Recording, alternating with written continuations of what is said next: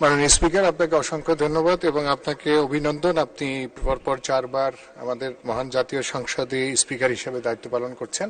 মাননীয় মন্ত্রী, আপনার নিকট প্রশ্ন যে আমার নির্বাচনী এলাকা গলাচিপা দশমিনা, এটি একটি নদী বেষ্টিত এবং বৃহৎ চরাঞ্চল দ্বারা গঠিত।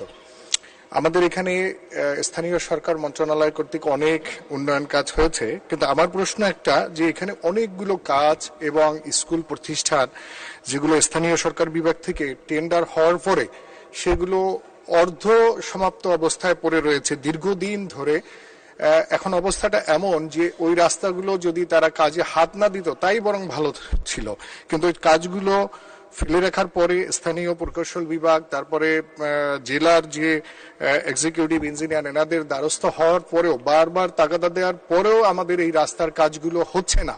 নির্বাচনের সময় ভোট চাইতে গিয়ে এই জন্য আমাদেরকে অনেক বিব্রতকর অবস্থায় পড়তে হয়েছিল, কিন্তু আমরা জানি যে কাজগুলো চলমান আছে কিন্তু হচ্ছে না। এই ব্যাপারে আপনার দৃষ্টি আকর্ষণ করছি। আরেকটি বিষয়, আমাদের এখানে চরগুলোতে মাননীয় প্রধানমন্ত্রী বিদ্যুৎ দেওয়ার কারণে সেখানে মানুষের জনবসতি নূতন করে তৈরি হয়েছে এবং মানুষ মাননীয় সদস্য প্রশ্ন করুন। জি, আমার এই চরগুলোতে নূতন বসতি হওয়ার কারণে সেখানে নূতন রাস্তার অনেক দাবি এসছে।